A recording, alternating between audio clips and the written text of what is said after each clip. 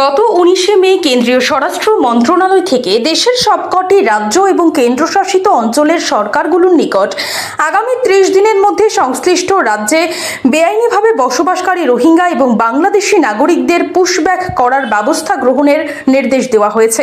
এর জন্য কেন্দ্রীয় স্বরাষ্ট্রমন্ত্রী অমিত শাহকে অভিনন্দন জানিয়েছে আইপিএফটি দল। রবিবার এক সাংবাদিক সম্মেলন করে দলের পক্ষ থেকে দলের সাধারণ সম্পাদক স্বপন দেববর্মা কেন্দ্রীয় স্বরাষ্ট্রমন্ত্রীকে এর জন্য অভিনন্দন জানান। পাশাপাশি রাজ্য সরকারকে কেন্দ্রীয় সরকারের গাইডলাইন মেনে সংশ্লিষ্ট বিষয়ে প্রয়োজনীয় পদক্ষেপ গ্রহণ করার দাবি জানান আইপিএফটি দলের সাধারণ সম্পাদক স্বপন দেববর্মা। দলের সাংবাদিক সম্মেলনে তিনি আরও জানান, বিষয়টি নিয়ে এখনই আইপিএফটি দল আন্দোলনে যাচ্ছে না। সংশ্লিষ্ট বিষয়ে কোনো গাইডলাইন না পাওয়া পর্যন্ত কর্মীদের আন্দোলন থেকে বিরত থাকার নির্দেশ দেওয়া হয়েছে।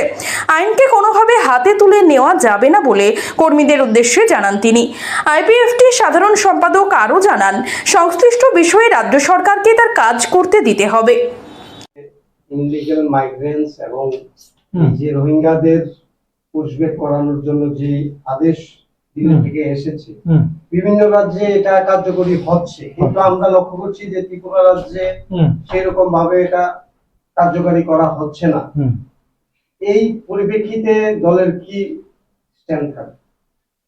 আমি একটু আগে বলেছি যে রাজ্য সরকারকে আমরা অনুরোধ করেছি, যেহেতু ভারত সরকারের নির্দেশ, সেই নির্দেশ যাতে পালিত হোক এবং পদক্ষেপ নেওয়া হোক।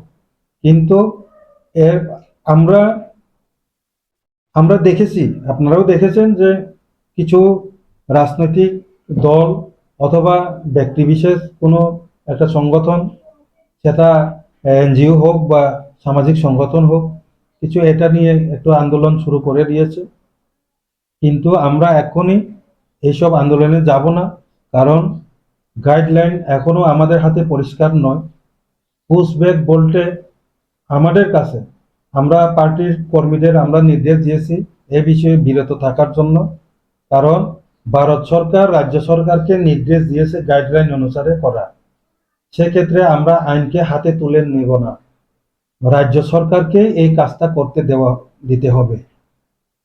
সাংবাদিক সম্মেলনে এক প্রশ্নের উত্তরে আইপিএফটি দলের সাধারণ সম্পাদক স্বপন দেববর্মা জানান, 2019 সালের মডালিটি কমিটির মাধ্যমে আইপিএফটি এবং বিজেপি দলের মধ্যে চুক্তি হয়। এই চুক্তিতে এডিসি ভেঙে 42টি দপ্তর নিয়ে টিটিসি তথা ত্রিপুরা টেরিটোরিয়াল কাউন্সিল গঠনের কথা বলা হয়েছে। তাই এডিসি ভেঙে দিয়ে টিটিসি গঠন করে টিটিসির আইন অনুসারে ত্রিস্তরীয় পঞ্চায়েত পদ্ধতিতে ভিলেজ কমিটির নির্বাচন হোক, এমনটাই চায় আইপিএফটি দল।